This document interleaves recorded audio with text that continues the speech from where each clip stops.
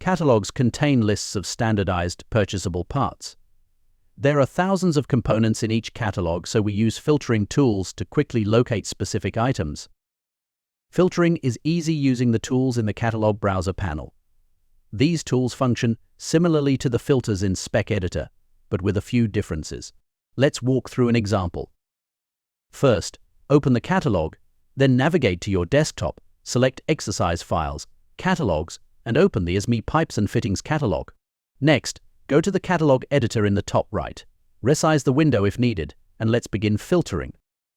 Start by selecting Filter Elbow. From here, you can apply more detailed filters. For this example, we'll skip general options like pressure class and instead filter by short description. Let's look for a 90-degree long radius elbow.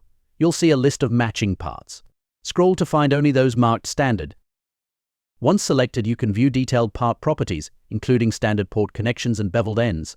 For elbows, both ports are identical, but this may vary for components like reducers or valves. The long description and standard details remain the same across all elbows in this family. Now, go to Sizes. Let's examine a 6-inch elbow. It's important to ensure the outside diameter matches that of your pipe, otherwise, Plant will generate a connection error. This is critical for custom components.